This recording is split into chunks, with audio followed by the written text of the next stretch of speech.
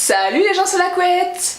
Ici Morgane Z en direct avec Monsieur Jérémy. Et aujourd'hui les gens sur la couette, on fait la deuxième vidéo avec Jérémy.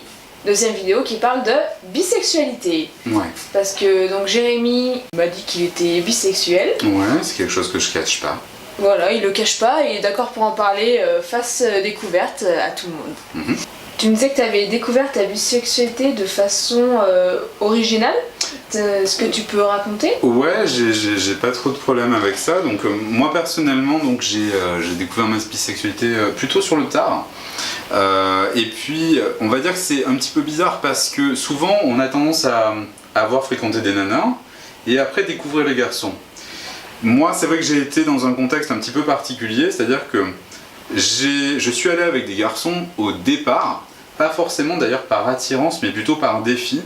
Parce qu'en fait, tu sais quand t'es ado, que t'es un petit peu efféminé, un petit peu timide, un petit peu en surpoids, bref, t'es la tête de turc de ton établissement, et tu te fais insulter, des mots doux habituels. Et puis à la fin, tu te dis, putain, mais si tout le monde le dit, tout le monde le dit, tout le monde le dit, tout le monde le dit, c'est peut-être que c'est moi qui l'assume pas, tu vois. Et puis, comme c'est beaucoup plus facile de trouver un mec qu'une nana, je suis allé sur des réseaux et j'ai rencontré mon premier gars, et puis finalement, ce mec, je suis bien tombé. J'ai l'avantage d'être bien tombé. Puis voilà, de fil en aiguille, j'avais pas forcément les papillons, je continuais à mater les nanas et à être quand même un petit peu attiré, mais bon, je me suis dit, bon, bah, peut-être que c'est normal. Et puis de fil en aiguille, un jour, j'ai dit, je suis allé dans un club libertin, par hasard. Comment on va dans un club libertin? Eh ben, on tombe par hasard dans un club libertin. Non, tu vois une porte, tu dis... Mais oui, il y avait marqué club. Non, en fait, en fait, je suis allé là-dedans, en fait, c'était un sauna qui au départ était gay. Et en fait, il y avait des jours, sauf que moi, je n'étais pas au courant. Et donc je me suis pointé et puis on m'a dit ouais mais aujourd'hui c'est mixte. Bon j'avais froid, donc j'ai dit allez hop j'y vais. Et puis dans cette fameuse jacuzzi, il y a un couple qui est arrivé. Alors moi j'étais un peu gêné parce que du coup je me suis dit peut-être que je les dérange. Et la dame elle arrêtait pas de me tourner autour. Et je te jure. Donc du coup moi j'étais dans le jacuzzi, peinard, et puis l'autre elle me courait après, je dis putain mais elle me gave. Et en fait il y a eu un premier attouchement, et puis je me suis dit oh papa c'est vachement sympa, et ça m'a fait extrêmement peur, parce que du coup tu es en train de te dire que tout ce que tu as annoncé à tes parents pendant des années, tes amis, ta perception, c'est en train de changer complètement. Alors c'est pour ça qu'on dit souvent que les mecs hétéros de base qui découvrent après tout ça, mais dans l'autre sens c'est pire, parce que du coup vous vous êtes battu contre des préjugés. Puis vous vous remettez vraiment en question quoi. Et donc du coup voilà comment j'ai commencé, et puis après ça m'a jamais quitté, j'ai dit putain il faudrait peut-être que je passe, faut que j'essaye. Puis je commençais à continuer à mater des nanas, à essayer d'avoir des amourettes, tout ça. Puis un jour je suis passé à l'acte et puis ça m'a beaucoup plu, et puis j'y suis retourné. Puis j'ai pas volontairement arrêté les garçons parce que du coup bah, ça me plaît aussi. Donc moi pour faire simple je me considère comme bisexuel, peut-être que je suis pansexuel, encore un nouveau terme, mais voilà j'évolue là-dedans et c'est un peu atypique comme découverte. Mais en fait voilà, moi j'aime les humains. Donc après quel que soit le genre de l'humain, je cherche plutôt une attirance qu'autre chose, et je me suis lancé là-dedans quoi. Ok, ouais, en effet, c'est original. C'est original, mais bon, voilà, je suis un petit peu original, pareil. D'accord. Tu le vis bien, entre guillemets, cette bisexualité? Je le vis bien. Non, justement, en fait, je le vis bien, c'est-à-dire que, bah, tu vois, tu m'interroges, je te réponds, mais je suis pas dans une revendication. J'ai un peu du mal avec les mecs qui sont toujours dans une revendication de ci ou de cela, parce que il y a des gens, déjà, ça regarde personne, à part si on nous pose la question. Donc moi j'ai envie que ça passe un petit peu comme une lettre à la poste, si tu veux, je veux le banaliser le truc. Mais je veux pas être dans une revendication permanente. Je préfère que si on me demande, voilà, t'as un copain, une copine, bah je réponds. Mais je vais pas dire, c'est comme si on se présentait et qu'on disait bonjour, je suis fellation.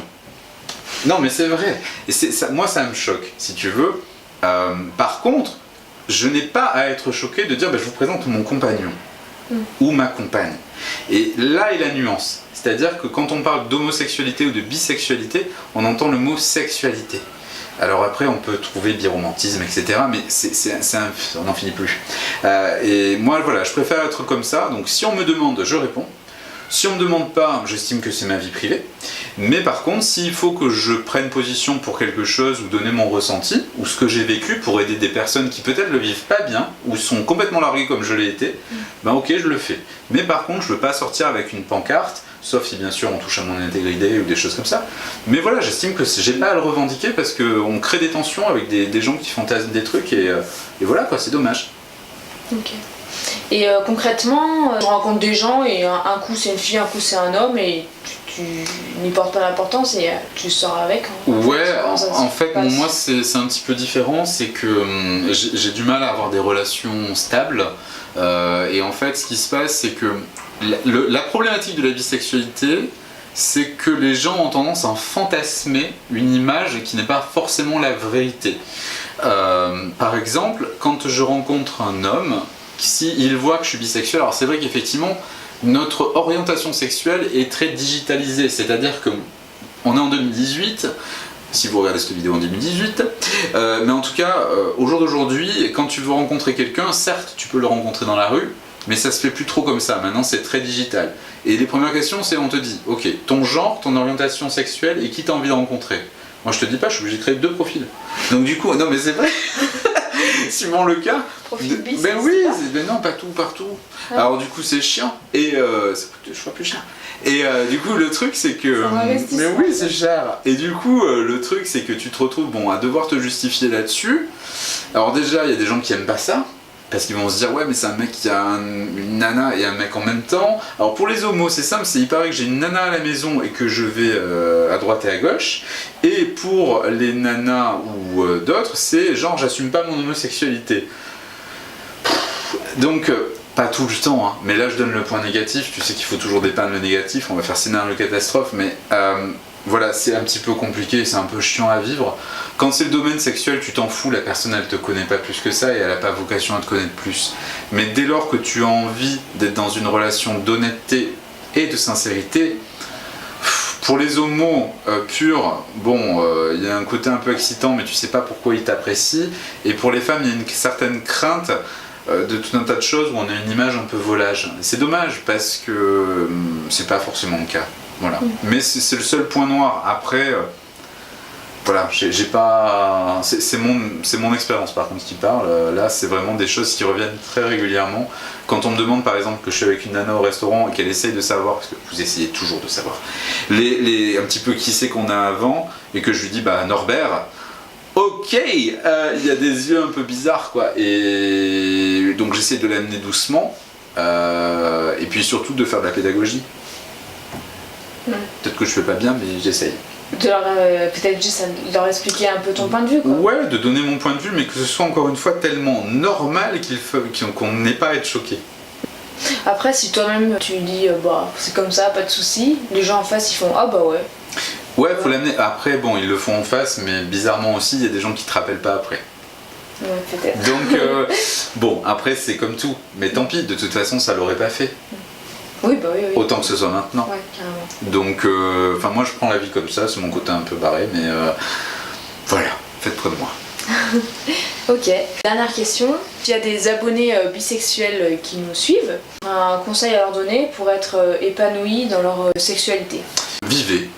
Vivez, tout simplement, vivez-la. Ça sert à rien de se réfréner, vivez-le, tout simplement.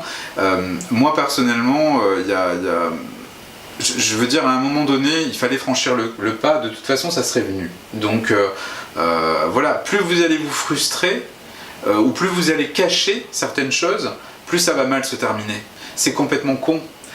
Mais par contre, soyez honnête avec vous-même quoi, et avec la personne avec qui vous vivez. Moi personnellement, je ne suis pas tolérant envers les mecs qui vont voir ailleurs quand ils sont en couple. Quel que soit, qu'ils soient bisexuels, hétérosexuels, gays, je suis vraiment pas tolérant avec ça. Soit vous avez une vie de libertin à deux, soit vous avez une vie de célibataire, mais en tout cas, faut pas avoir une double vie.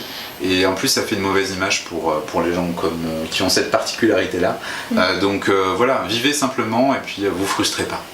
D'accord, merci pour ton témoignage. Merci à toi. Et pour ces petits conseils. Ouais. Donc maintenant, je vous dis à la prochaine pour la prochaine vidéo sur le libertinage. Ouais, c'est vrai, on parle de ça la prochaine fois. Ouais. Cool. Abonnez-vous. Voilà, abonnez-vous. Et en attendant, love. Je recommence. Je suis pas sûre.